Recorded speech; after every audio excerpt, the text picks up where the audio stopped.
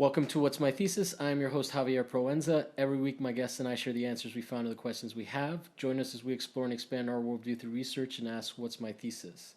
And today, my guest is Deidre Jones.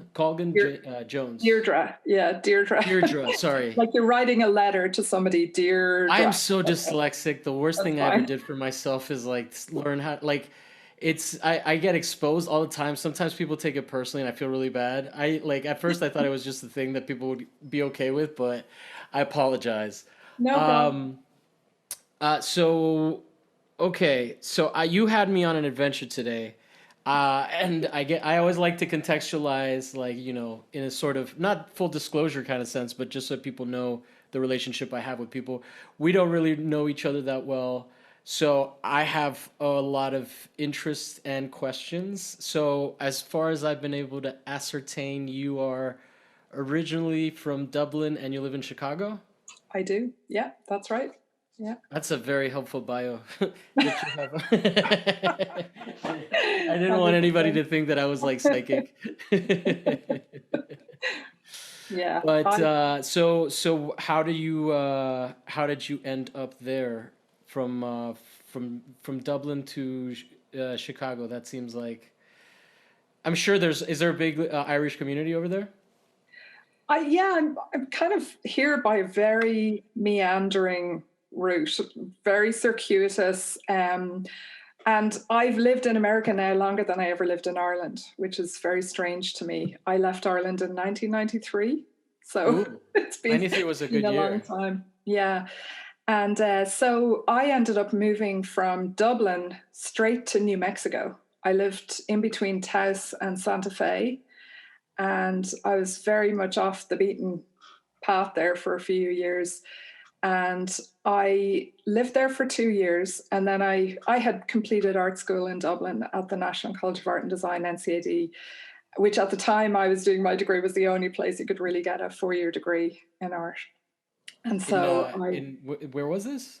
in What city? Dublin, In Dublin? in Okay. Dublin, yeah, yeah. Is that the only place Sorry, go Now ahead. there's a bunch of art colleges with 4-year degrees, but at the time in the early 90s, there was art colleges around the country, and then NCAD was where everyone ended up to get the final year of what they had done. They had to transfer and to actually get the bachelor's. So it was like a very strange.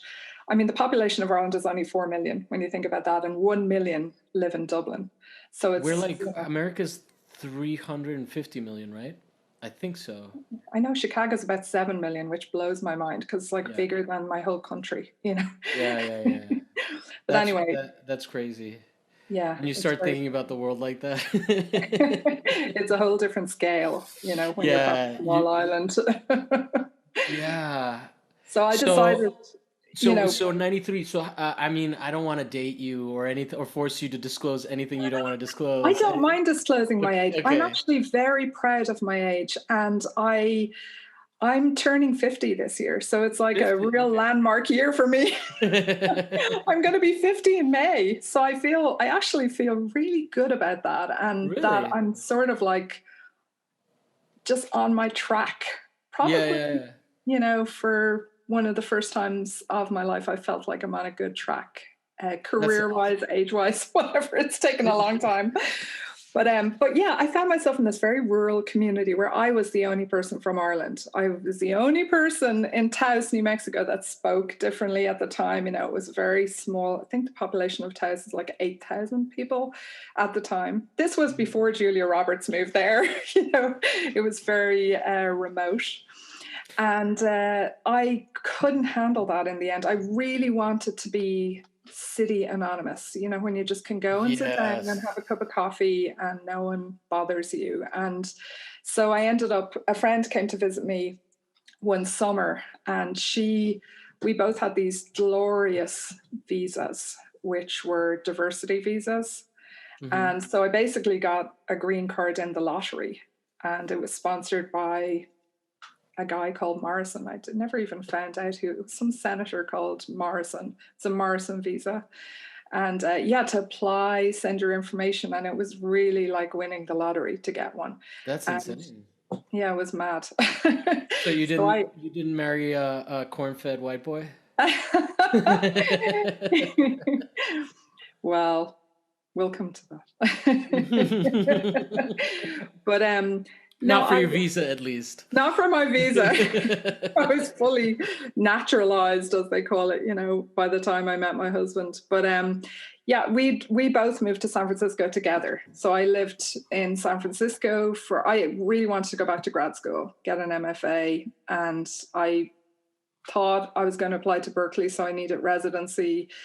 And we just moved, and that was where I came in touch with a big Irish community.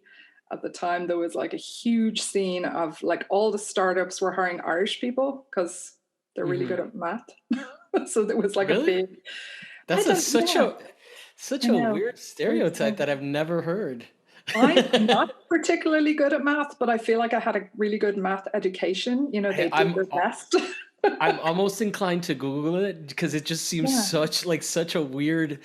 I don't think I've ever heard that as like maybe that's like a national identity thing more than like something that people think maybe about. Maybe it is. Yeah, it's really strange. There's a lot of engineers. There's a lot of pressure on you to do STEM stuff. At the time I grew up in Ireland anyway. Now, this was back in the 80s, 90s. But your education in Ireland at the time was free. And so you didn't have to pay any college tuition, but you did have to apply on a competitive basis to get in. So you did this huge exam called the Leaving Certificate, and every grade you got gave you a point. And to get into the highly sought after professions, your points had to be super high. So everybody was really into, studying and education. And I was sort of not on that track because I was going to art college, which was all about portfolio, so but yeah, it was education in Ireland is very important. It's very valued. It's very highly regarded. I understood when I saw all those guys in San Francisco anyway. I remember living in it was basically a party house that myself and my friend ended up in, full of these Irish guys that had come over for the summer and were trying to figure out if they wanted to stay or not. And hearing them on the phone, like they'd be drinking all night and then they'd be on the phone all day to like get airport jobs or civil engineering jobs or, computer, like early days of Oracle jobs. And like, it was just such a weird scene back in the 90s. And this was what years are we looking at? Because I'm just trying to think of that in the terms of the American arc that we seem to find ourselves in right now. Yeah, like I moved from New Mexico to San Francisco in 1995, summer 1995. Okay. And I lived there for 4 years. So I lived there a year, and then I ended up at the California College of Arts and Crafts, it was called, and now it's CCA. Very confusing, but it was CCAC when I went. And I did my master's there, and then I stayed almost a year after that. So I was there a total of 4 years. Cool. And then what brought you to Chicago before we get into your topic? Yeah, so Chicago drew me here because of architecture, because it's a city of architects. It's a city for architecture. It's a built city. It's got this amazing site. It's on a coast, but it's an internal coast. It's got this body of water that's as big as any ocean I'd ever seen, Lake Michigan. And the city just ends in the lake. It's this incredible, like I can walk down, about a mile and a half, and I'm living closer to the lake than I ever have these days. And I can just walk through city streets, and then I'm at the beach. It's just like a very, the lake is accessible to everyone. The planners of Chicago, Daniel Burnham and all those, made it very accessible to the general public who live here. So I love that about Chicago. I really do. And I mean, even if you think, I don't know if you know San Francisco, but it's a real hike to get to the beach. And it's almost like being in a different city when you're at Ocean Beach. Sometimes you'd be sunny downtown San Francisco and then you'd go to Ocean Beach and it's completely foggy and, wrecked. I don't know if it's like that in LA, but it's really different in Chicago. The beach is accessible all year round. And it's San Francisco, I found it was either green or brown. Here we have proper like 4-season year. And it's a difficult city. It's sometimes very brutal, but I really feel at home here. It's sort of. In what sense? Is it mostly weather, or do you feel like oppressed by the city itself? I have to get out of it every now and then, but on the daily basis, I'm very comfortable here. I feel like it suits my personality. I kind of like having something to push against, Mhm. So, I think if I didn't have an edge, like in San Francisco, I was constantly looking for an edge because the city is not an edge at all. It's so beautiful. It's like we used to call San Francisco Tir na Og. I don't know if you've ever heard that myth from Ireland, but Tir na Og is the land of eternal youth. It's like, I Oh, imagine LA okay. is kind of the same, but there's a story about a man who goes to Tir na Og, and he follows a fairy woman who called Neve, who brings him on a horse, and she says, now are you sure you want to come here, because once you come to Tir na Og, you have to say goodbye to everything, you can never come back. And he said, yeah, I'm sure, I love you, Neve. So he lived as a king in Tir na Og, and then one day he really missed his family and his father, and he decided, I'm just going to take the horse. I'm going to ask Neve if it's okay if I can just go back for a visit. And she said, well, if you really have to, there's one way you can visit, but just don't get off the horse. Just stay on the horse while you're there, and then you can come back to me to Tir na Og. So he tried it, but he ended up seeing a really old man, and he had to help him, and he accidentally came off the horse, and he turned Mhm. into 100-year-old man because he was after aging, a couple of 100 years. And then, of course, he died and he never made it back to Yeah. Tir na Og. But I feel like if you go to San Francisco, that happens really easily. It's kind of hard to keep track of time. It's Yeah. hard to, there's always fun to, but it's very hard to do work there, I found. And I don't I know. can totally get that. I spent some time in San Francisco, and like in regards to what you were saying about wanting some level of anonymity, even though it's a city, it's really hard to not run into people there. Very I small spent a town. day with my sister while she was living there, and it was like being in high school, like walking in a hallway, and like she couldn't have a moment's peace, and she seemed happy, but I could see that getting tiresome. And the other thing is that I don't know. I think that one of the things you probably don't lose is the sense of being like, I guess that pushing thing. I remember that because I live in LA and we live in pods here. So I Even remember without when the pandemic, you live. even before. Well, I always say this. I don't know if you've seen the last Blade Runner movie, the second one. But Modern one, the new one. I've only seen yeah, the old one. yeah, well, the old one's great, and the new one's great too. But in the new one, there are just long shots of him driving, and it when you're watching that in a movie and they put that in the movie, it feels really lonely, right? Because you never see him really interacting with people. You just see him getting from place to place.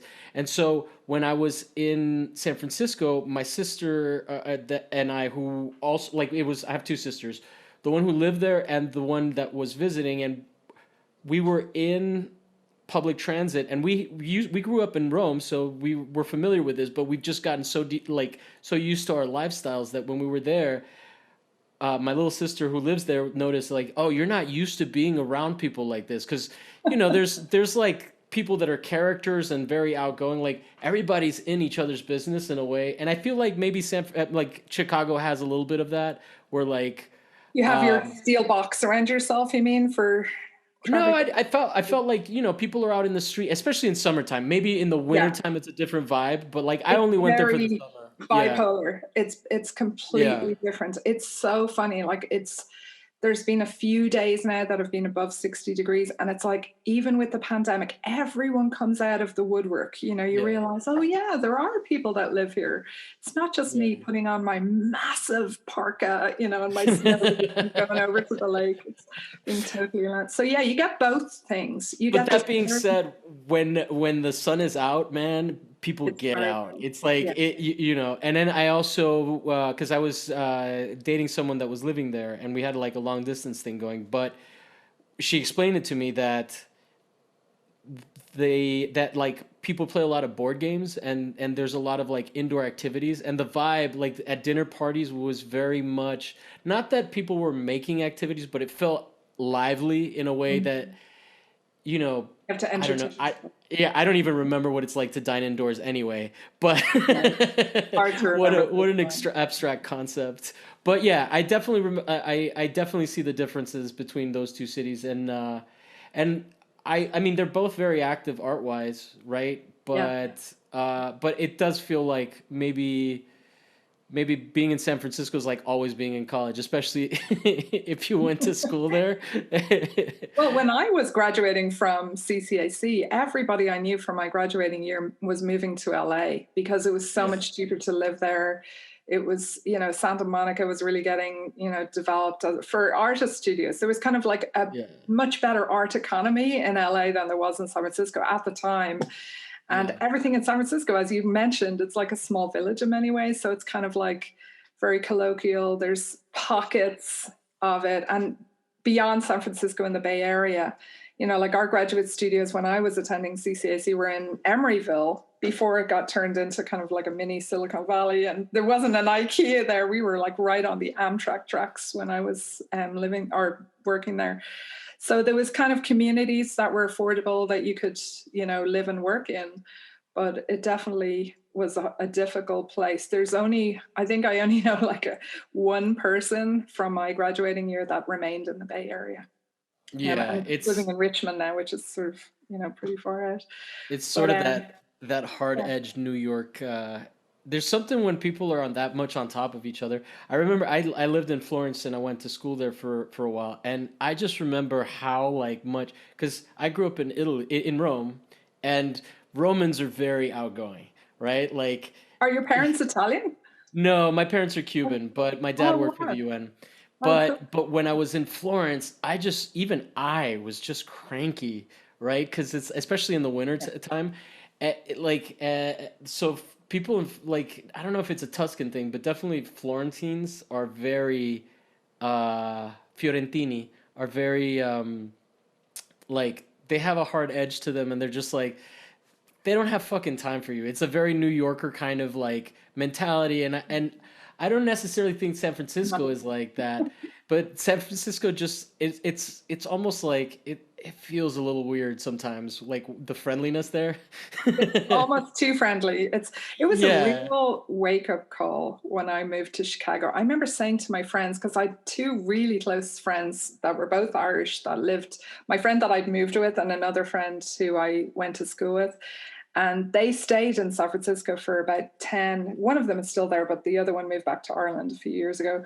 But I remember just being devastated, like going into a shop in Chicago, people were just like blunt. They would just not attend you or ignore you. It was very different from the California, over friendliness and laid backness. But I kind of appreciate that about Chicago. It sort of is more like there's more of a realness. It's what I grew up with. Irish people are kind of more like that. Well, at least in the city, they're friendly, but it's like not always. I don't know. Conversationally, it's a good place to live, and people are genuine. You have to be careful in Ireland because you could be speaking to like a long lost relative that moved somewhere else. So people in Ireland are generally like pretty friendly to even people they don't really know. Yeah, that's crazy. So, okay, so you have a topic. And we've been talking for a little bit, and it's been lovely. But I definitely want to ask you about the scavenger hunt. I don't know what order you want to do things. Do you want to announce your topic first, and then we'll talk about the scavenger hunt? Yeah. So you can probably tell my topic is this idea that ordinary things are something that we can. Well, I feel that I've spent all the time I've spent making art, I've focused on the idea that I want to bring more attention to the things that already exist, to ordinary items and things. And I came up with this belief that, and read a lot about this, that our brains, both from an evolutionary perspective and from a physical perspective, are organs that discount. They're discounting organs, right? So we have been bred to take things for granted, because if a predator should be in the vicinity. We have to pay attention to what's novel, what's new, right?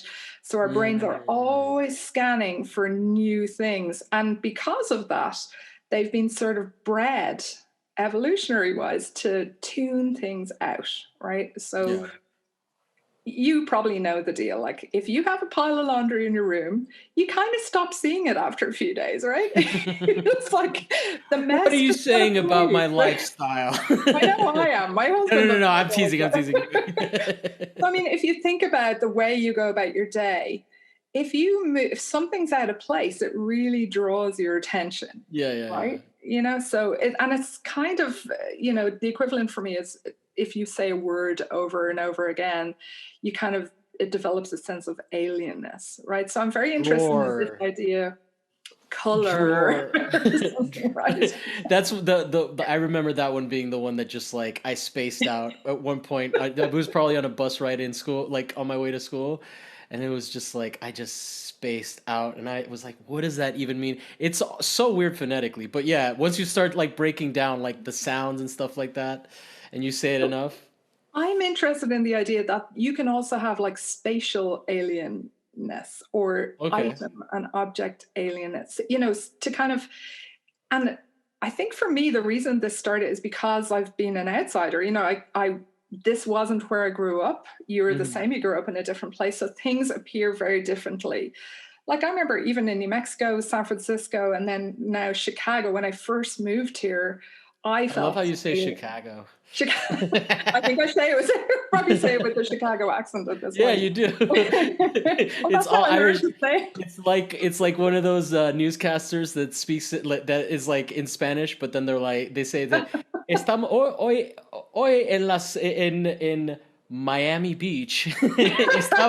Se murieron tres gente, it's been so long since I've watched that kind of TV, but you know what I mean. Yeah. Anyway, sorry, I've sidetracked you. I'm just going by Chicago. I feel like a Chicagoan, so I'm proud of it. No, but I definitely feel, I just wanted to give you the props because you say Chicago. Oh gosh, yeah. So that is the idea behind this treasure hunt. And I'm very interested in hearing how you got on. And I'd love you to share the items. And I almost wanted There's one I'm really excited about, which is like funny to think. Flat lay or something like some kind of like the opposite of an influencer, but like a flat lay of ordinary things that you like crawled around looking for. I'm dying to see. I'm so grateful that you took it on. And the only thing is that I haven't posted the picture yet. I will on my Instagram, and then I also haven't. I forgot I didn't take an artistic picture of the stone. Okay. Those are two outstanding items that you can do later. Yeah. And then I have the mail, but like I worked both days. So, but I have them, and I'm happy to like rip them open right now, and then show you the windows that I have. And then my flat box also has a window. Cool. That's awesome. Is it pasta or something else? No. Okay. Hey, what kind of stereotypes? Because I grew up in Italy. Pasta boxes are my favorite simply because they have windows. So. But well, since we're talking about that one, okay. So I wish I had a better way, like a second camera. But this is my flat box, and one of the things that I do like about it. Oh, I just ripped it with the sticker from the label of the plastic thing. All my items are fighting each other. So then it has the reflective inside thing. Nice. There was a plastic piece that I could have kept, but I didn't want to double dip for the plastic. I'm really enjoying looking at this on the on the TV. Reflective things are amazing, right? Yeah. But then what is nice is that they both have the hole from the twisty ties, and then if you look at this, it has all the scarring. Oh, that's great. Ties. So there's all these beautiful marks on it. And then I must have just gotten really frustrated with the box. I don't know what happened to that part, but I think that that's part of it. Yeah. That's part of it. That's like Okay. your gesture imbued in the box Yes. as well. There's the gesture of the worker from the scratches, and then the whole where the twisty ties that held. So sorry, if you're listening to the episode and you're not watching it on YouTube, it is a car charger, wireless car charger thing. And one of the prompts, the reason I chose this is that you said that it had to be something that you used usually. So this is like something that's in my car. I use pretty regularly. I feel very, I nailed it. Boom. I love that you interpreted that. Yeah, that's really cool. I almost wanted this to be like the way people take Solowitz drawing instructions, and do their own thing to them. And then that part of it is, so this is all an experiment, Javier. Okay. Is it Javier or Javier? How do you say Javier. it? Javier. Okay, yeah. Sorry, thank you. I had to clarify your name too, Javier. That's all right. I really appreciate you because this is an experiment. You are the first person I've given this list to, but I do plan to ask friends in other cities to do it as well. So it was an interesting decision-making process, and I know I sound proud of that one, but that was like one of the first ones that I got. Cool. There's one that I'm really proud of, and I'm gonna show that last. I think I've decided as we're doing this. But so should okay. I read the prompts, or do you want to just show? Yeah, you can kind of. I mean, it's a long prompt, so it might be weird to just read it out. But we can read. Let's do it like this. Read it as I present it. So what's the prompt for that one? Okay. So what do you want to show next? Okay, so the prompt. Do you want to read the prompt just to be thorough with the flat one? Container. Sure. Yes. So that was prompt number 5, and it asked for cardboard container. A, collect a cardboard box from something you use frequently. B, not a thick cardboard box, but one with manufacturer's printing on it, thin cardboard. And then C, unfold this box completely so that it's flat. Yeah. So that's that, and it's a car charger box. What's number? So then I guess now read number 1. Okay. Number 1 is mail.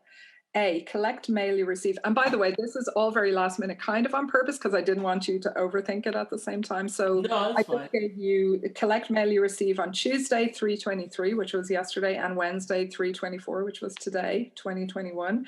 B, carefully remove all contents to preserve the envelopes. Use a knife or a letter opener. And then C, collect any envelopes with windows in them. Oh, man. I guess I'll just run real quick and cut this part out. It's at 6:02. Okay.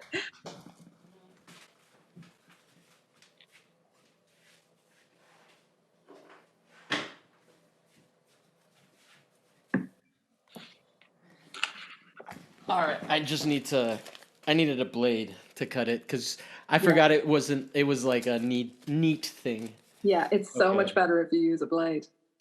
I'm gonna leave the one that comes from the IRS off. Those have the best envelopes, though. No, it's probably for the check, but I didn't want to give them press that I got my money. I was I still want to be bitter at the government because in Ireland they're probably treating people better, right? Oh God, no! Believe it or not. Really? You guys are neoliberal too? Well, at the moment. But speaking of pandemic, like my mother is 78 this year and she has yet to receive a vaccine. And there's no end in sight. She doesn't know when. They don't seem to have a plan for rolling out the vaccine in Ireland. It's really unorganized right now and it's very aggravating. And do they have access to it the same way that No. I mean, Germany, France, a lot of people in Europe are having problems getting hold of the vaccine, but she's waiting for a call from her doctor and she just hasn't received it yet.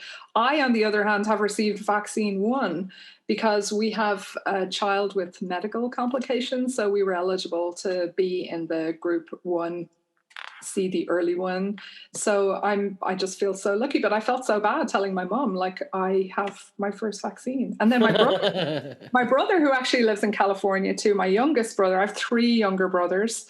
And the youngest one used to live in San Francisco, which was amazing because it meant I had borrowed home in San Francisco for a few years, but he's actually moved to Nevada City now. So he's living kind of out there. Nevada City. Yeah, with his partner. And that sounds like it's out of a comic book. Nevada City, California. It's really close to like Tahoe. And Nevada City's in California? Yeah.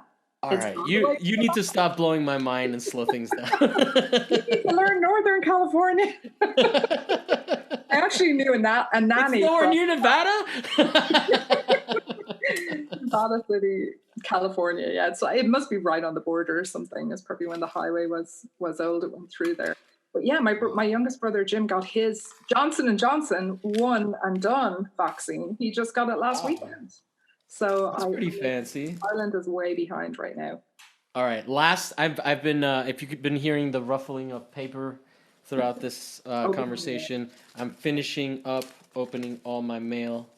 I literally do not check my mail, and I just realized that I've gotten like a couple of important things. I'm like, but we're all digital now. Bonanza. Yeah, but no, apparently, jury summons still come. Oh, geez. Yeah. Yeah. Does your mail come do you get your mail from the house, or do you have a P.O. box, or? No, I get it at the house. I'm just lazy. And like, I know that most of it is useless. All right. So we're going to have some fun because, and I don't know if you knew that what was going to happen when we opened all these envelopes with windows, but, do you want to speculate as to what we're going to see? You're going to remove the contents, right, and show the various windows? You don't have to, if you don't want to show like where the mail is from, just show like the back of it, or put your hand in it, or you can keep it anonymous. I mean I can sort of just cover up like who my insurance company is, but most of these are okay. Yeah, whatever you feel comfortable revealing. Okay. Anyway, hopefully there's no like hackers that can look at all these numbers and like social engineer my life away. You don't have to show your mail though, just the outside envelope is fine. No. I'm just saying there's like little numbers on on this code right here, and I'm like, anyway, what I do like is that this is my car insurance company. Mm-hmm. And it says, thank you for your business. Appreciate your business. Yes. Nice. So then... would you have ever noticed that if you hadn't have done this exercise? Huh? Would you have ever... I've sort of been one of those losers that tried to use security envelopes as like a medium, so... I just never found a way to use it like not cheesy, but this is cool. Like, like I was just like, oh, I'm going to use it as like materials, and I was just like, why don't you just draw? But that's like the creative process, right? I might still use it, but at one point I did buy like $30 worth of envelopes just to sort of see what the security ones that I could find. There's some cool ones but anyway, this is nice to like go down memory lane, even though like I have thought a bit. Okay, so this is the one that comes. I'm just gonna show you I'm gonna assume it's that I'm not getting audited, and that this is the $1,400 check one, and I want you to see the bonanza of texture. Nice. That we have within this window. Look at those patterns. Yeah. How cool. When you I guess the reason that I bring up, I didn't think of this when it was in the prompt. I thought like, because I know your work, I thought there might be some like collaging thing that you wanted me to do, but I mean this is like some like mental collaging for sure. So I don't want to say it's not, but okay. Huh? It's collage prep. Prep, yeah, exactly. Collection. And that is an important part of all art practice, so I do appreciate it. Anyway. Oh, nice. Ooh, the blue. I love that blue. Is that a linear? It looks like a tie, like. That's really cool. Very tie cool. Pattern. All right, and then this one's fun. Ooh. Oh, we should describe it. So then these are like more like chevrons. Like a herringbone. That's awesome. That's very fabric, textile It's almost like a expensive linen suit, or like Donegal tweed. It's like a tweed pattern, isn't it? Green. Yeah. I've never seen that one, and I've looked at a lot of envelopes. Yeah. Well, I'm glad that we have that in common. So, okay, so that's number one. Okay. Let's go on to number two. Number two was a neglected space photograph, but you're going to post that on Instagram. Do you have a space in mind that you want to mention? I basically I spent so much time on this space that it's this space. The space behind me, my YouTube background. It was read the prompt so that we know if I just cheated or if I actually followed the direction. So the prompt is a neglected space. A, take a photo of a space that is very familiar to you. B, it can be outside or inside. You should see or use it every day. C, post this photo on Instagram, and I gave you a hashtag. Okay, I feel good about my direction following. That's awesome. Yeah, it's usually a space that's so familiar to you that you just overlook it, like what we talk about. Yeah.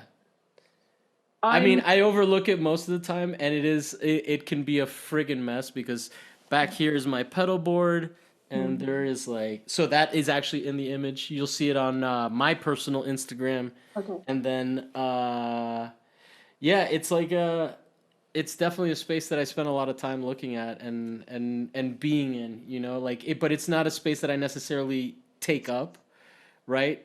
The thing that threw me off about the prompt and the actual hashtag is neglected space. So but I'm telling you that it gets messy and there's cable management issues so that it falls in the neglect. Yeah, I like that interpretation. I think to me it counts for sure. Okay.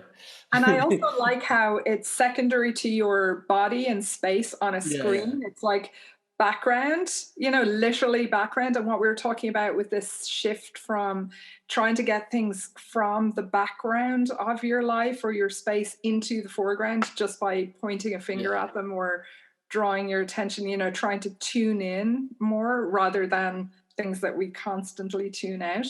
Good for your neurons, Yeah. And if you're listening to this and not watching it on YouTube and you think that I'm just trying to get you to look at my Instagram account, it's actually I'm just trying to get you to look at my guitars.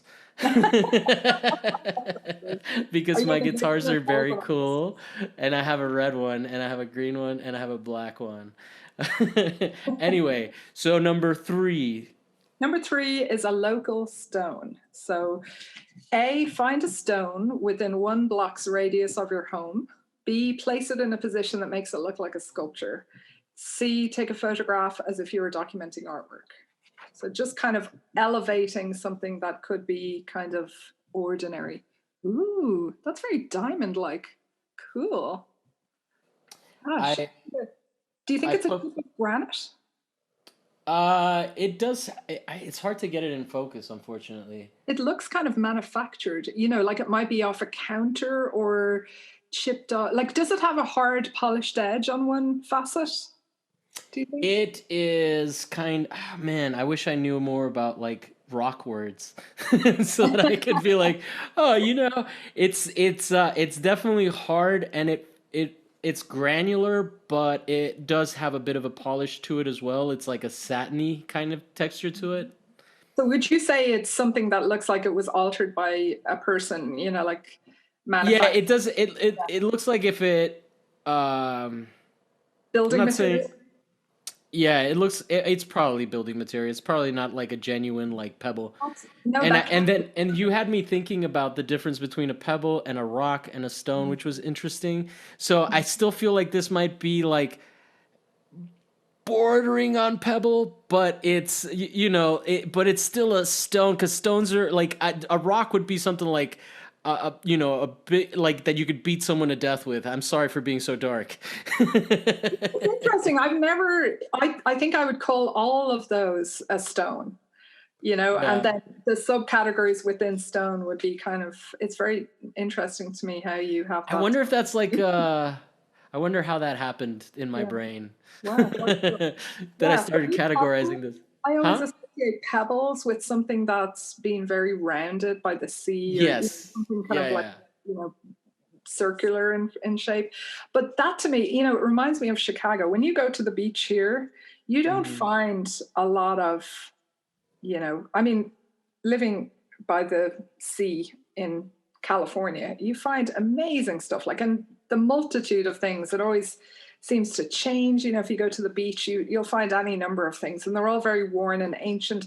In Chicago, you'll find something that looks like a stone, and then you take it home and you realize it's actually a brick that got really, That got smoothed out, yeah.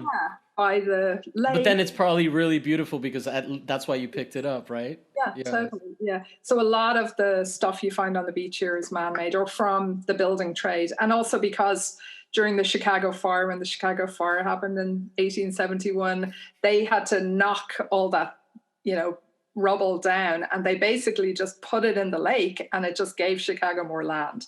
So it's a lot of, infill land. So that's why Yeah. there's a lot of sort of building material still on the beaches.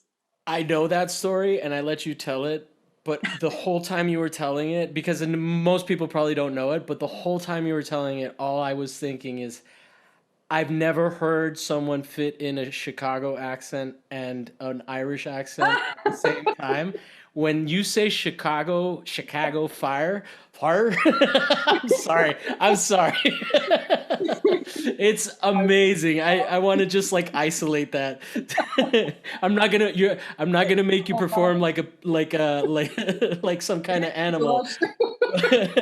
But the way you say Chicago and Nobody fire bats an eye together. when I do that here because that's what it's called. Well, because they're just noticing the Irish part of that. They don't hear the Chicago. They've tuned it out. Yeah, yeah. That's Well, really Chicago is. You see how I say it? I don't say it how you say it. I say it the wrong way. um, yeah, it's an amazing place, and I can see how there is also like it's almost like unruly the level of like um just like, oh yeah, we can do whatever the fuck we want and put whatever buildings we want. It's what I imagine Dubai is like. Like there's just like it's not a unified architectural style. I mean, although I do know that birth of modernism in yeah, architecture. but like but there's a real variety in terms of like approaches, right? It's not like I don't know. What do people know about LA's downtown architecture? Like, John Portman. I know Oh, San that's Francisco modern. probably has more of that, but like, you get what I'm saying? Anyway, let's move on because we definitely have some more items to get to. I think we're at like we've only done three. Three. Yeah. Okay. Number 4 is plastic container. A, keep a plastic container for some food from some food or drink you buy almost every time you do grocery shopping. You can take it from the recycling. B, wash and clean the container and let it dry. I don't know if you had time to do that. And then Hmm. C, soak it to remove the label, but keep the label too. D, when it's dry, put the lid back on. Okay. How'd you get This on? one is the one that I'm like lessons the like I feel like because especially because it was a grocery store thing. Ooh, This is a typical container, yeah. but this one's like if of all the objects, in terms of like it's the one that's least exciting for me. And that's not like that's just a commentary on the object, not on like and like the natural inclination to sort of be more and less excited about specific things. What was that thing that you were saying about how we like categorize things? Yeah. So Or even go you mean ahead. like in the taxonomy of collected items? No, you were saying something about how like ordinary how we dismiss ordinary things. Yeah. This one is so ordinary for me that it like like when I went and I found that you have another one where you had me go find a piece of plastic, like the envelopes have been exciting. This is just like so pragmatic. It's like because it's especially because it's something that I eat at like that I get at the grocery store somewhat regularly, not almost always, but regularly. You mind Eh, sharing what was in it, Javier? yes. You have the label or oh cool. Cheddar Broccoli broccoli cheddar soup. soup. So is this something that you that's so funny. Does that say signature cafe? Oh my God, yeah. That's so cool, because is that Safeway brand? No, it's Where is Signature it's Cafe from? Because probably you know what's Albertsons really or weird is that that's the same brand as our Jewel. You know, the Jewel in Chicago. That's what's the like Jewel? the Jewel is like the most generic grocery store we Oh, have okay. after Dominic's dropped out. There was Mariano's that took over too, but Jewel is like the most basic grocery store you can find in Chicago. And It's so fun. No, no, I'm laughing I'm because going to it's say so that like funny. that, Like, I but don't it's know from the any of the signature. grocery stores you're saying. Oh, really? Yeah, they're all Yeah. totally different. But I know Safeway just from having lived out in California, and I wondered if it was connected with Jewel. But Signature Cafe is the same brand they use at Jewel.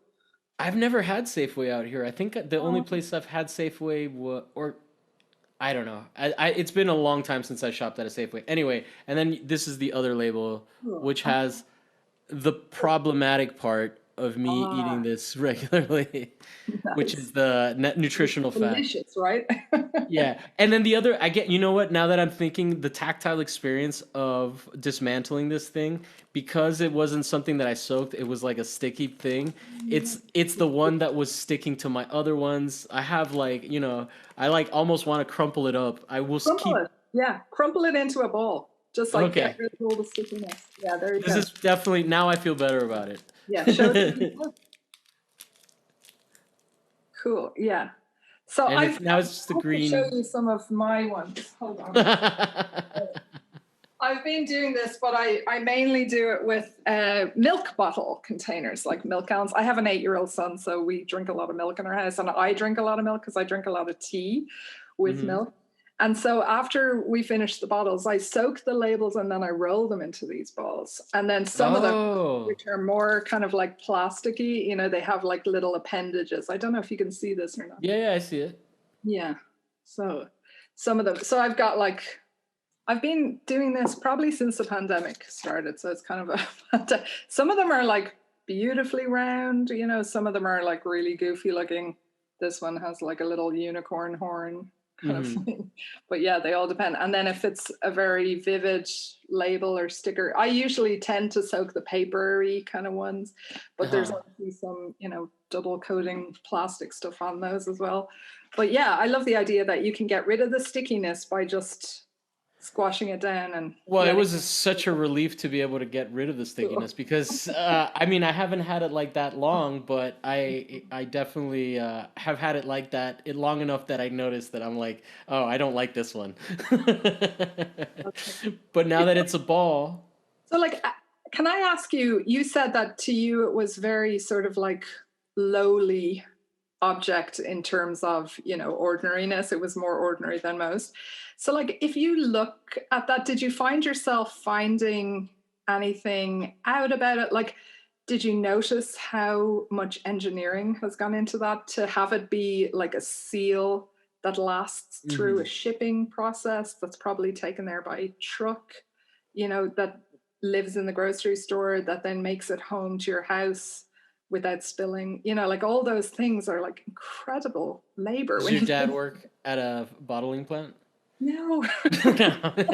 My dad used to be a furniture manufacturer, actually, but No, carpenter. I'm teasing. No, actually, But I have great appreciation for those workers, I tell you. My God. no, I'm totally joking. Uh, so no, I think the main thing about it, because the container still has stickiness to it, because I think it is a stickiness issue. I don't know why my video is going all like 1980s video, but It's like you it's have a kind of filter on it or something. I have no Very idea what's analog. happening. It looks dope though, so I'm just gonna go with it. Awesome. But so okay, so yeah, so I mean, and also in terms of ordinariness in the context of this presentation, right? Like, because that's still very functional. Yeah, That's how good the engineering is, right? Like for me, it's like, well, it's a container. I could use it for fucking anything now, sure. right? Unless, like, stickiness aside. You could put stuff in your freezer. Do you know what's cool for the stickiness? If you get some chalk or any kind of powdery pigment is perfect. I've worked with Mhm. a lot of pigment. Rub anything dry and powdery, even like talcum powder over it. and it just gets rid of all the stickiness. And also Goo Gone, if you don't want any residue at all and you want it to get, Goo Gone just takes it all off. But then Goo it kind of, Gone. yeah. Are you familiar with that product? No, It but removes anything from anything, but it's very, corrosive, greasy, sort of oily. It's really, okay. but All yeah, right. that'll take it off. So Anyway, what's the next one? I'm just looking at all these things. I so think that we're like almost yeah, done though. we are. So we've already done number 5, cardboard container. Number 6 Yeah. is found plastic. Pick up a piece of plastic that someone else has discarded outdoors. It can be from anywhere, but should be from somewhere you usually spend time. And then B, wash and clean it so that it can be handled without gloves. Because do you really want to pick up trash without gloves on? So I don't know. I did pick up the trash without gloves, but then I washed it in my hands. Cool. Okay. But I'm gonna leave that one for last because that's the one that I'm most right. excited Oh, about. cool. So then Okay. let's go on to the next one. So number 7 is just something red. A, collect something with red on it, and then B, you can have a little or a lot of red. Okay.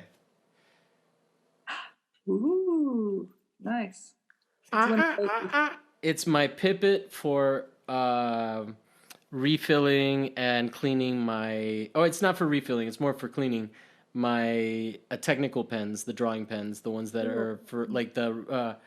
I don't want to plug any particular, but they're technical pens. And yeah, this thing is cool. It like Does it begin with R? huh? Does it begin with R? Yes, it does. And ends with edograph. Oh god. So yeah, and is like iconic and everybody recognizes them even though they don't know what they are by name. But yeah, so this thing has the air, and one of the most satisfying things is when you put this up to the repeatograph and you're blowing water out of the tip, and it just comes like this little sharp line, and you're like, oh, it's clean. I don't know if people know what a repeatograph pen is like when you take it apart, but it has so many little different pieces that you have to like separate, get in there and clean up all the ink. If you look at the actual pipet, it's a pipet, right? Or pipette? Is it a pipette? Pipette? I don't know. I've only read the word. Yeah.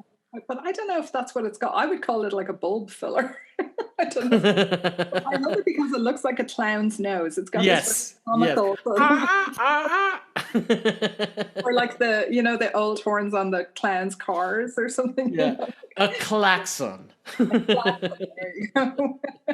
That's great. Yeah, the reason I asked you about red, I realized I was surrounded. I have these casts of containers, but all of them have various different red lids. I actually had a hard time finding anything that wasn't red. So there's like, I'm surrounded by things with red lids. I find people put red on a lot of different kind of lids. And I've just been using red, and I want to find out if it's something that's easy. Did you find that, like, did that come into your head right away when you heard the red thing?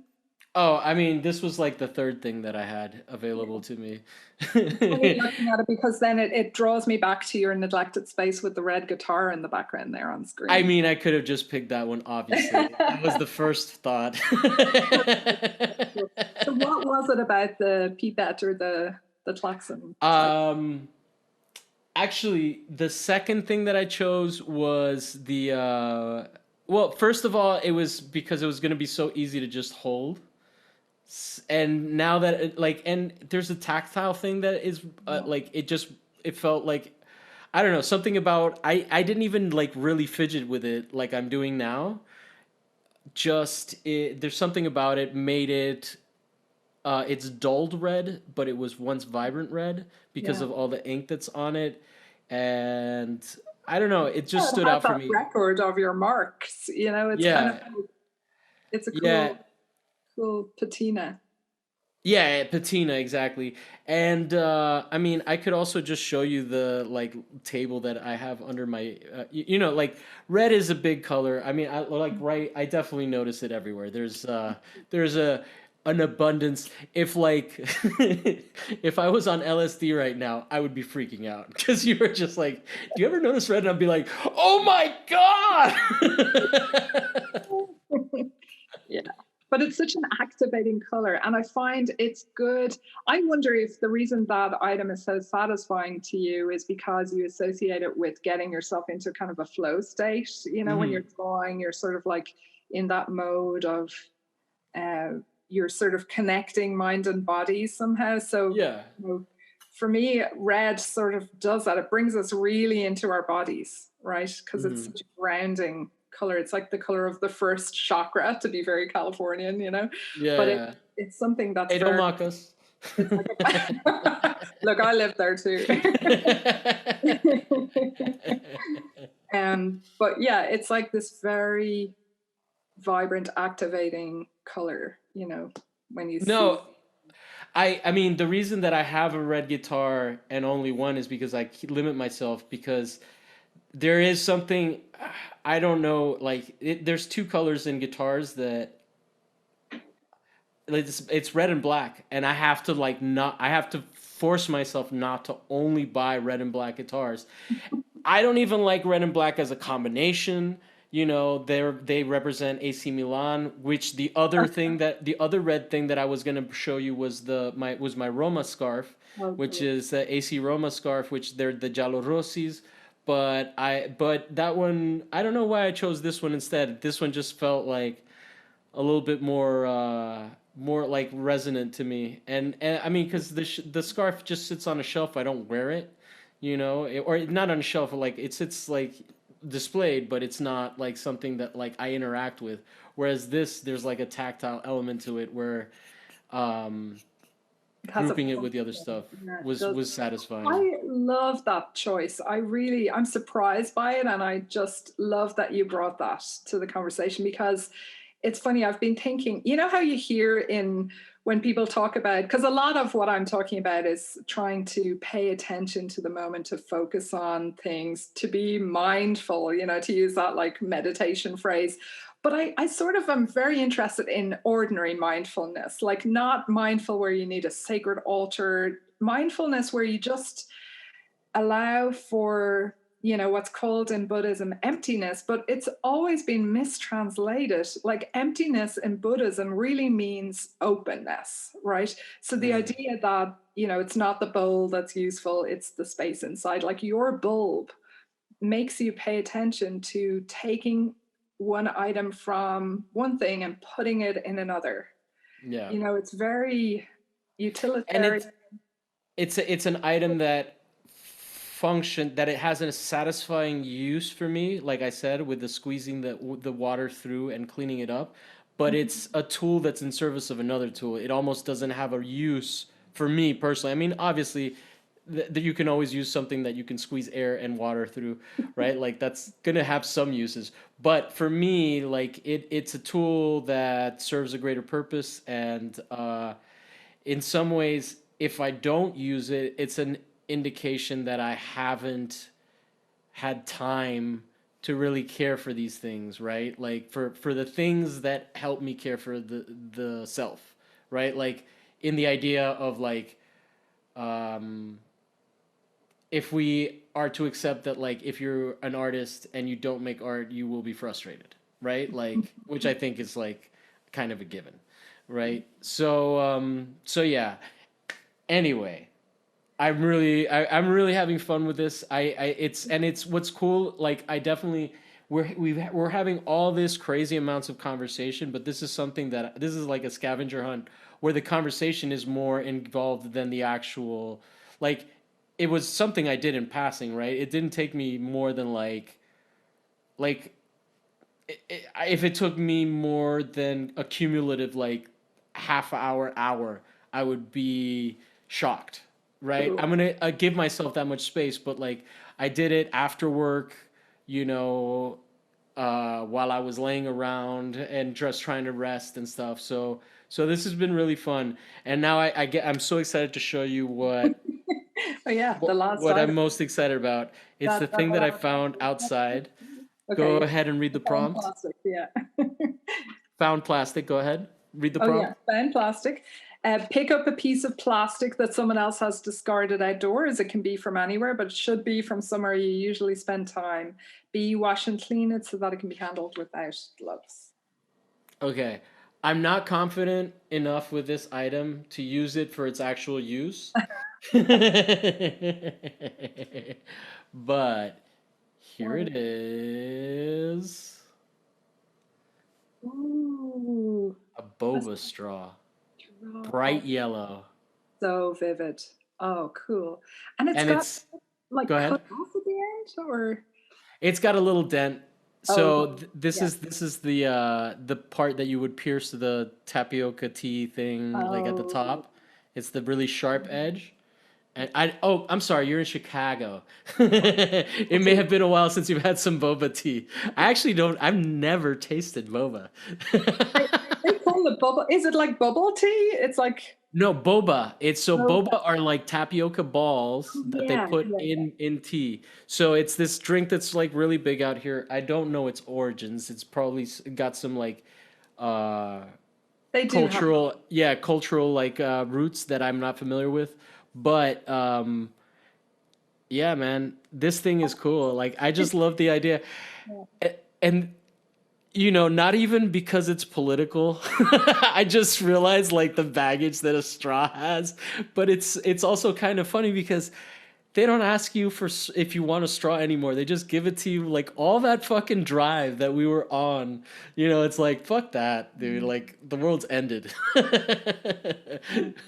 But that's why we've got to be aware of these things, and we've Yeah, got yeah. to sort of like put more value on them and just try. I mean, part of this too came from when I was really, really broke and living as an artist student, and like not really wanting or being able to afford many sculptural materials.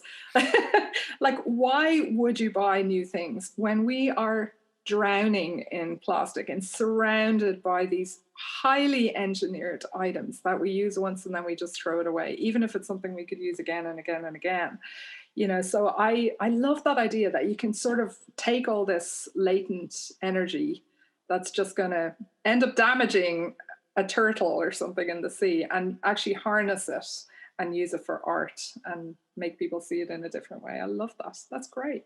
What a great And product. for people that don't know, because we kind of alluded to it, but you work mostly in something that I took a lot of resentment when a recent guest was like, "Oh, like I not at the guest, but at the people the guest was referencing that think that collage is like for kids." And I was like, "Excuse me, photo montage, advertising, like shut up." Not the guest. Collage has been belittled and, you know, scorned since its very inception. And, before it was adopted as the main media by the Dadaists, so by Yeah. the modern movement, by the avant garde in Paris, there were Victorian women who were collaging their lives. I mean, collages that were done before Picasso or Gris, I'm sure they went to England or they saw some images of this. People used to scoff at it because these women were not allowed to be artists, like how we're seeing quilt makers as artists now. But collage has such a rich legacy. But I Yes. don't just do collage. I use collage as more like a diaristic medium, more like a So on your Instagram, that's what you do mostly. yeah, well, so every January for the past 2 years at least, I've done a collage every day in January just to start my year off. And I call them warm up drawings, my January warm up drawings, partly because it's bloody freezing here. And also, just to warm myself up for creativity for the year. I feel like it's a good practice for me. And doing something every day helps me really sort of just think about what I want to do with the rest of the year. But I'm actually a sculptor Oh, primarily, okay. and so I do also love using found and discarded materials for sculptural purposes. And I also have an architecture degree, so I came to Chicago and I realized that the things I wanted to build were way too big. It was beyond my knowledge of how to put them together. So I actually went back to architecture school and got a master's of architecture. So I've had this very kind of sidelined career through architecture. And I got into that mode of, like you said, I wasn't making art. I was too busy to actually have a daily practice to be an artist. I didn't consider myself an artist for a good while there. And I Wait, realized you stopped considering yourself an artist? yeah, I kind of was somewhere between art and architecture, but I was Oh, practicing as an architect. Okay. And I also taught, but I taught in a design capacity, design fundamentals and things that definitely weren't fine art. And it's only in the last probably 2 or 3 years that I really have been growing back into considering myself a full-time artist, that this is what Okay. I do. This is my practice. An Was artist there was mother, there of course, with what that allows me to do. were you was there a like when you did was there a sense that you were growing up when you that I don't know if that's like a societal thing that that I feel the pressure of, but when you became an architect, Yeah. did you feel like there was like a growing up thing that maybe you felt, and then maybe now you feel like no? That's not why I did it. And I don't think that was the case. I mean, Okay. obviously, although it's not that much easier. So, my husband is an architect. I'm not legally allowed to call myself an architect because even though I have an architectural degree, a 3-year master's, I did not do the requisite training after that degree, even though I practiced before that degree as an architect. And I didn't do the 9 difficult Okay. exams that make you pass the equivalent of the bar, but you don't Okay. get paid like a lawyer when you're an architect. It's a very grueling profession to become a part of. But I did need to learn what architects know. And that's why I did that. And I actually, when I was in CCAC, I had this interdisciplinary career there where I sat in on undergraduate architecture classes and I participated in studio work with them. And that's what led me to believe that I needed to do more of this. And I got a job when I came to Chicago with a really cool firm called Kappa, which is no longer in existence. One of the principals, Tom Foreman, died a good few years ago now, but the other person that founded Kappa, Chicago Architects, Planners and Associates. And it was an amazing group. It's sort of like very Bauhaus driven aesthetics and Mhm. ideals in Chicago. And they brought me into their family when I first came here. And I became sort of like a experimental intern for them. And, I learned so much. They were still doing drawings by hand. This is in 1999. And, but they were one of the last firms to do hand drawings and have them be official drawings. So I would run, blueprints for them through the Blue Line machine. And I loved working there. And then I got an actual job like doing CAD, like as a CAD monkey for years. And then I realized, no, I want to teach. So I taught design. And then once I graduated as an architect, talk about growing up, like it was at the height of the last recession. My graduation year was like 2007. And as you know, all hell broke loose. And I think everyone who had a job in architecture, even in Chicago, got fired at the same time. It was a huge blow to the profession. And I mean, we keep thanking God that it hasn't really hit the construction. The pandemic hasn't affected architecture like it did during the last recession. Thank Yeah. God. But, I sort of went through that. And so my career once again got sidelined. I became the executive director of a nonprofit, but it was an architecture nonprofit. And Mhm. it was called Sacred Space International. And the founder had this vision, to do some things. And then it sort of spiraled out and dissolved eventually. So I've kind of had this, I always feel like I've had this very meandering river of a career, and it's, believe it or not, it's led me right back here where I started, when I got my Yeah. master's in fine art in 1998. I feel like I'm a re-emerging artist, because all my contacts in Chicago are architects and Yeah. architecture community. I've been really getting to know artists here just for the last probably 10 years or so, Yeah. which is not long in Chicago time. People live here forever. Well, and Chicago's a pretty big art city. I'm trying to have more people from the city, Oh, that's great. Yeah, if you on need the any show. recommendations, let me know. There's such a Oh great yeah, community here of people. yeah, for sure, Yeah. definitely. I'm always looking for that because you, as one individual, when you start a podcast, you realize that you're limited in the amount of people that you can actually know. You should have, that podcast where the last guest recommends the next guest. It's like I don't know having which a show is podcast. that. Oh, that sounds exhausting though. Yeah. Yeah. I think was it like maybe it was some kind of NPR thing. It was like a music thing or something. I don't know. But Oh like, yeah. yeah. But I love that idea. But being an artist, I told you I have an 8-year-old son. He's out at his grandparents tonight now that they're vaccinated. We have babysitting again, which is wonderful. Yeah. So my husband has him out at his parents in the suburbs of Chicago. But I really do see myself as an artist and mother, that those two things are what comprises my practice. That my practice is, of focusing on ordinary phenomenon, which I did long before I got married, had a child. I've always been doing this, but I feel like I want my practice as an artist to be holistic enough to include my life as a mother, to include my son, and to include... I get what you're saying. Because there's a very especially like there's a very romanticized sort of like patriarchal a perspective on, and it's really healthy to state that, especially as a boundary for yourself, right? Like I am not a mother and artist, but I am definitely not willing to fucking suffer for art, which is, I think, like I mean, you get what I'm saying? Like, I think that there's this well, it used to be. I mean, your point is exactly right. The art world is one of the last bastions of white male supremacy, a completely patriarchal and completely capitalistic system where, the final object is a marketable commodity. Our practitioners don't have guidelines, even like architects do or lawyers or anybody else. We don't have professional guidelines for our discipline, which I think is a real mistake. But I feel like there is in motion now a revolution of artist-driven change. And it begins with people accepting that this is one part of a more holistic life. That you don't have to be this starving artist in a garret, and you don't have to pretend you don't have children so you can succeed in a gallery environment.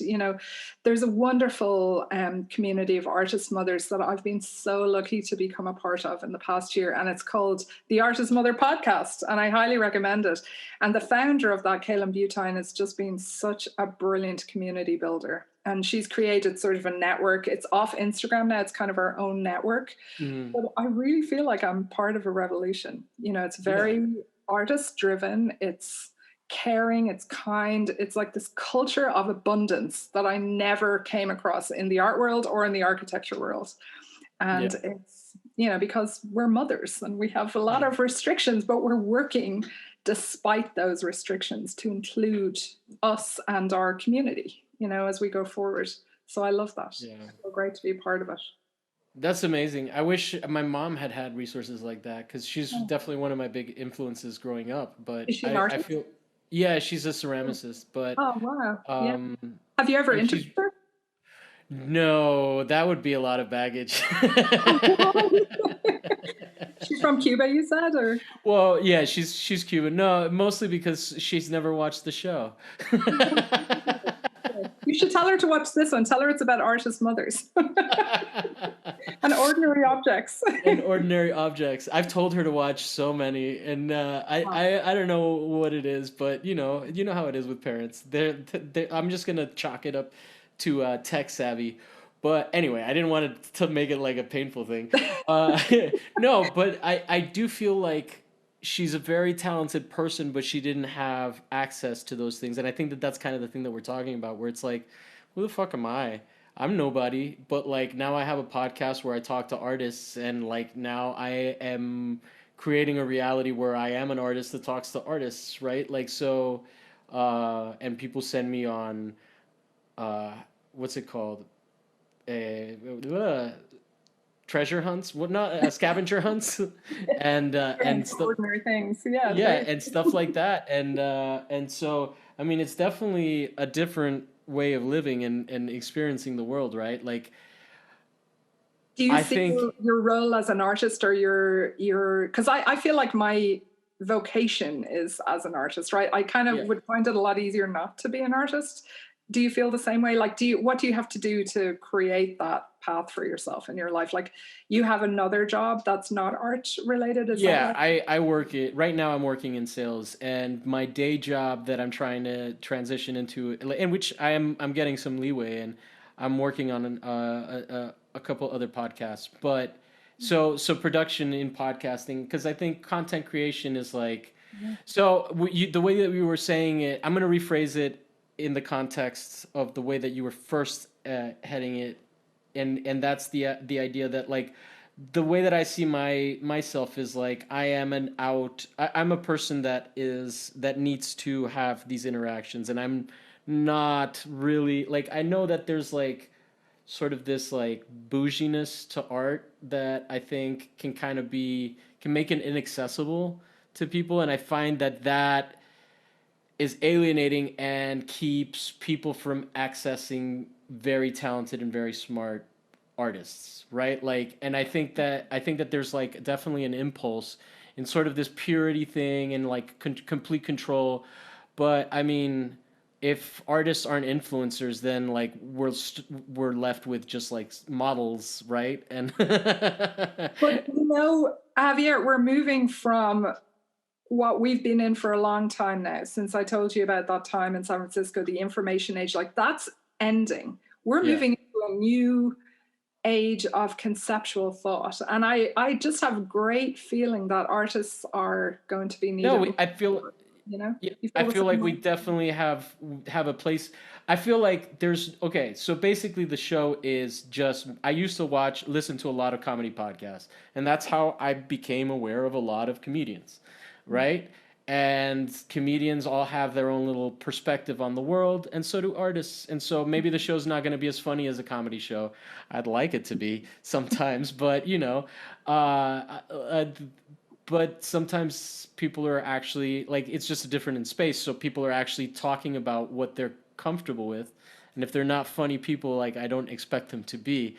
But yeah, I definitely learn a lot of interesting things. I mean, sometimes I get frustrated with just like how much work it takes to like fucking do this, but at the same time, what I get out of it is like insane. Like, like I went through this thing where I was like, at first I was like, uh, I have to do the scavenger hunt because like, what the fuck, and it was You're a like, very good solution. Thank I'm you so much for tired. coming along with that. No, but it was like, but I mean, this is like kind of like, but it's more about like, it wasn't even just my commitment to you. It's my commitment to the thing, Yeah. right? And I gave you permission to do whatever you wanted, and I couldn't be upset at you. I was more upset about like, I was just more frustrated with the like entirety of doing the show, right?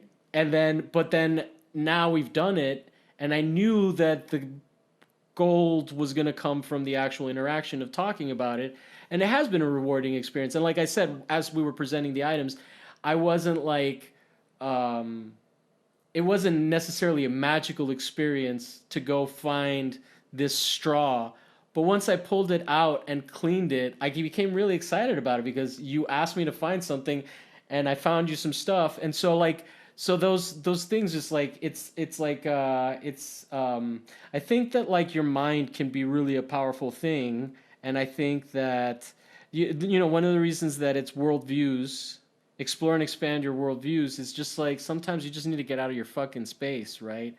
And that can be political, or it can also be just Physical. uh, physical, but also like, what's the word? What's the word for that? It's like a seemingly inconsequential, but like I don't know. There's a word that I'm trying to get. Maybe it doesn't exist, but like, but that. What you said, I've learned so much just from your response, what you brought to our shared, Yeah. table here.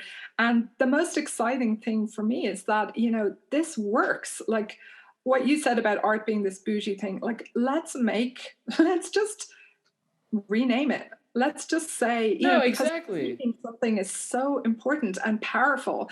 And by renaming something, you can say, okay, well, this is art for the proletariat. This is art for everyone. This is Yeah. everyday objects that we are, by simply naming it, by finding it, by revealing it, by decontextualizing it, because I think taking it out of its environment was really important, and holding it up in front of a Zoom camera during an artist podcast like that really decontextualized your straw, right?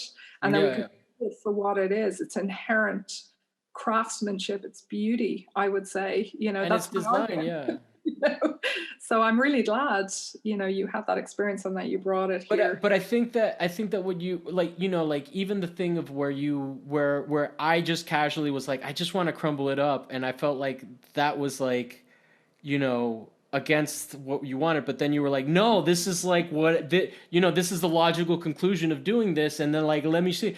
But like, there's almost an insanity there of like collecting labels and taking the fucking time to do that. Like, for example, like I had a piece that I still have, like, I'm gonna end up throwing it up because it's been spoiled by rain because I just didn't have space to store it. But all this like junk mail that was like sent to my house, and the house had a one of those slot mailboxes, so it wasn't coming into a box that I was taking out of and tossing.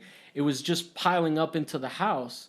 But like, that shit is worthless, but it's still got a worth once you collect all of it. I'm really sad that it's like that I got to. You make it into papier mâché. There's no, I get that. Have you ever heard of papercrete? People are making, if you just Google papercrete, oh my God, it's like concrete except made with paper pulp. Oh my God. People are making the most amazing things. My friend, oh my God. Yeah, my friend Amy Lambert is actually taking a course in papercrete. She's a ceramicist herself, and it's just, I love that you can use something. Papercrete sounds so cronut to me. It's so cool, and you can mix it. No, I get it. It's cool. And like make it super durable and hard. But the point being that, so like I guess the point that I was trying to make is that you were saying that like about the bouginess, and like, and I think that to some degree there is like an incentive for people that have spent a lot of money on their education and stuff like that, and I'm not invalidating that, but like, when the stakes are like, I am in fucking debt for the rest of my life, you want to overcomplicate things, right? Like you want it to be maybe a little bit more special than it was, because but like, it's accessible to people, like fucking this kind of thinking. It's not like, it's just critical thought, right? And we apply it to a visual medium, which maybe might be a more accessible way to get into critical thought in general. But that's not like, when you go to school and you learn about art, it is about critical thinking, right? It's not about like, you can't just paint something and not like not justify why you're painting it, or like, you have to be able to say to some degree your intention, even if it's an abstract conceptual one, like, or even more so. You have to be specific about like, I want there to be some ambiguity here about what you're looking at, and in these ways, and is that like, because if it's not succeeding, then you're not making the work, because the whole point of the work is to communicate the idea that you want to get out, right? But like, that shit isn't that complicated. You don't need to fucking read a lot of different things. You don't need to look even that much at that much art, right? Like, to some degree, you can intuit that. And I think that is like going back to the thing about like, that you asked me about how we see each other as artists. Like, I think that like, in terms of like incorporating this show into my practice, like, it is the thing that I'm most committed to. That's great.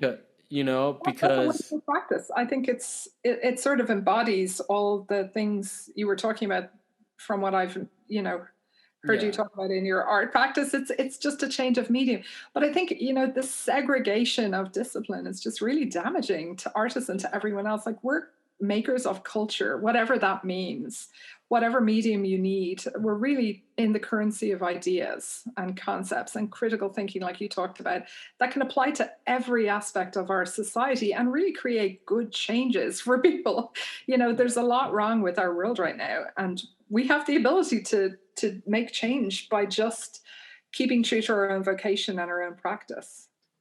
And what's interesting about now in the US is that this is the first time, and like, this is going to resonate the more time passes by, but this is the first time in history where the efforts of people that started businesses, started restaurants, put their livelihood to feed their family, their effort is worth as much as ours. And it's a tragic thing, and it shouldn't be that way. It should have always been that art was valued and that all of this stuff was valued. But like, so it's a really, really topsy turvy world right now. And I think that one of the main reasons that they didn't give us money the way that other countries have received is because they know that like, you have that's capital that you can start businesses with. Mm. And they didn't want new businesses to start up because they don't want that competition. Anyway, like, that's not conspiracy theory, that's just the facts. Like, right now, basically the reason that they are not giving people money so that they can't pay their rent is because they want the landlords to go bankrupt so that the creditors can collect on property, which is what they did in 2009. And so like, within that context, an artist is no more like, of a fucking deadbeat than someone that's put their entire fucking lives into something, their blood, sweat, and tears. It's just heartbreaking, you Well, know? your point about it being a leveling, like, and it's making a lot of things that were very different from each other sort of valued the same. And it's actually, I mean, it could destroy a lot of things, but it can also lead to huge renewal and huge, way of practicing. Like, think of all the art galleries that are going to go out of business, that have gone out of business, and the artist run organizations that are going to emerge out of this. Yeah. Think of all the spaces that can open up in shuttered storefronts now, even probably in downtown LA. It's happening in New York for sure. I feel like, and as well, the art world used to be that you had to be in the center of New York City or LA or even, Chicago, like, as an afterthought, but now you can be in rural Mississippi, Alabama, North Carolina, and you can have the same access to shows, openings, artist talks, lectures. It's really a level, equal field right now. Yeah. And for people like me who have a small child that you have to put to bed and stay on it, I'm doing remote schooling with my son. My son That is must be insane. for over a year.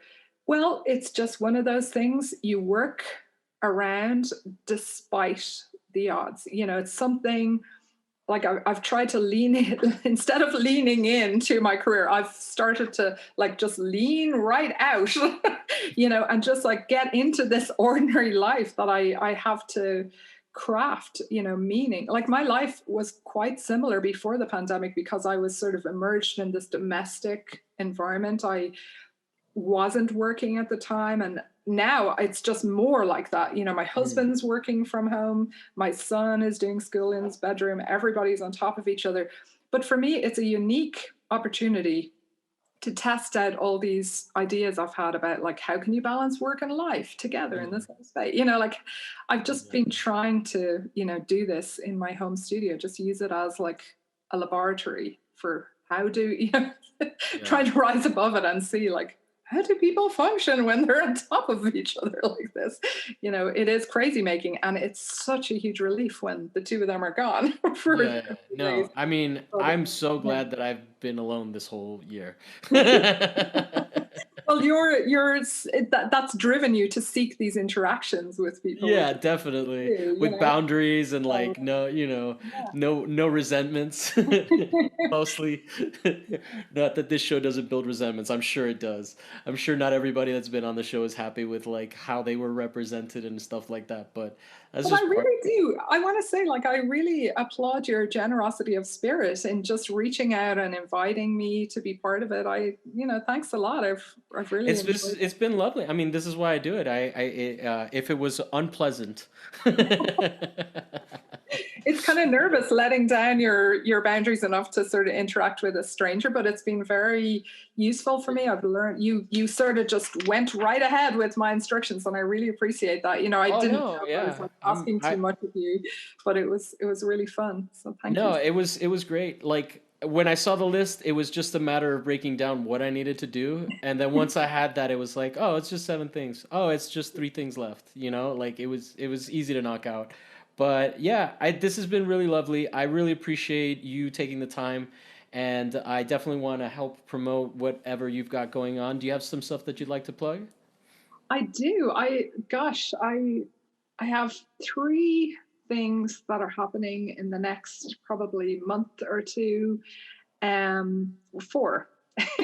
I'm teaching a class on collage and meditation at the Evanston Arts Centre. And the wonderful thing about it is that it's online. So people in California can attend, people in New York. They've had 24 states attend classes there. This is my first time teaching at the Evanston Arts Centre. So I'm really honored to have been invited. And I just sort of want to bring what I did in January, that collecting everyday items and putting them together to try and create meaning from your life, and use collage and meditation to just help us ground and relax during this time. The other thing is, I took part in a remote residency last year as part of the Weaving Mill, WARP, they call it, WARP. Emily Winter runs the Weaving Mill here in Chicago. What is a remote residency? Amazing. It's a virtual residency. We have a physical, art residence at the Weaving Mill. And instead of that, you get to see you could, we everybody who applied for that residency. I'm sure it's a lovely thing, but I'm going to speak for you and say it sounds like you got the short end of the deal. No, it was actually one of the most amazing things I did in 2020. Yeah. It was so cool. So Emily worked with this cotton mill that had to shut down production really suddenly, and they got all this cotton waste byproduct that they just called fluff. And it's basically kind of looks like, you can sort of see that. Actually, that's exactly what I looked at. That's so funny. That's the fluff head, yeah. So it's kind of cool. You can just sort of point to things. Yeah, you just have random fluff in your. She sent everybody that participated in this residency, at home pretty much, a big bunch of this material, and it's so light. So a regular sized envelope of this leads to a huge amount of fluff. So I just played with it and saw it as a material opportunity, and I made all sorts of stuff. And that material is going to be in a show in Brooklyn in May, which is cool. Out of a new gallery, which I'll send you a message if you want to post it, because I don't even know if they have an Instagram yet. But I'm really excited about that. I'm actually going to go to New York to deliver the artwork, because a lot of it's concrete, so it's kind of heavy. Look at you with your vaccine. Well, hopefully, please God, I'll be fully vaccinated by then. I know it's like nerve-wracking, but I feel very blessed and grateful to have no, I'm saying that's great, man. I'm just, the more I hear about us going back to normal, the more like I'm like, really are we gonna do it? Hard to conceive of. And then the other thing is, I was selected as part of an exhibition that's organized by the Stay Home Gallery in Paris, Tennessee. And one of my ephemeral arches, actually the first one I ever made, it's the small one, is going to be in that show. And that'll be a virtual exhibition. But it'll hey, that makes it more accessible. Yeah, exactly. Yeah, it's in a physical space. So we had to ship the artwork there, and it's all going to be set up. And it's actually part of a residency, and a studio residency that Kaylin Butine from the Artist's Mother podcast, it's her former home in Tennessee that she's opened as a gallery. And nice. It's a really cool thing. So I feel really glad and happy to be involved in that. And then there's one more show here in Chicago. I just got invited to become part of Karen Dana and Emily Linskog's show at Heaven Gallery, which is a really cool space in Chicago. So I feel that'll be a print of one of my large screens made of cardboard containers. And Are you showing any sculpture? Is it? It's actually a print of a sculpture, but it's a sculpture that's installed in my home. It's called Supported Screen, and it was designed for a space that's kind of a superfluous opening. If you've been to Chicago, all the vintage apartments here, like they've got all of these little neglected corners and spaces that I just love. And in our house, there's like a regular sized opening with no doorway. And then right next door to that, there's like a giant 8-foot opening for no reason. So I Wow. installed a screen made out of cardboard containers. They're all gessoed and primed and sort of quilted together, but there's a lot of negative space in it. You can see it on my website. It's Okay. www at www and then my first and last name, Deirdre, Deidre Colgan, Colgan Jones.com.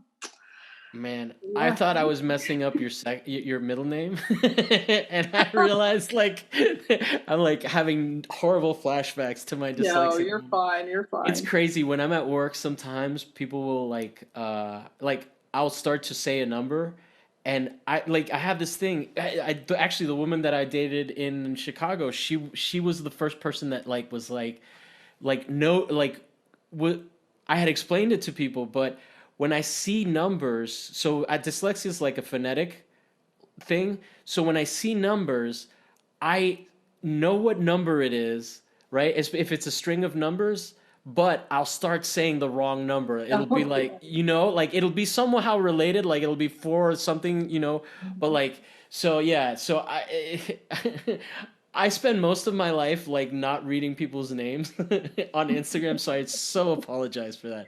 But Don't worry. anyway, and then you are at Deirdre Yeah. Colgan Jones Yes. on Instagram, right? With underscores? No, no No, underscores. just one word. Okay. Yeah.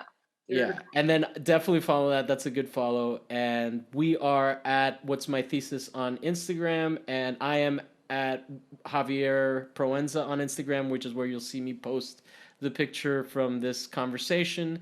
And yeah, you can find us on YouTube. Subscribe there, and you can find us on wherever you get your podcasts audio wise. Thank you so much for being on the show, Deirdre, and I'd love to have you again at some point once I can get a handle on having 2 guests a week. When I can Thank you for finally. having me, Javier. Pleasure to meet you virtually anyway, and I look forward to seeing This you. is not virtual. This was a real experience. That's fine. It totally was. Bye. Especially Thanks. with physical elements and That's and right. tactile responses. All right, I'm gonna stop recording.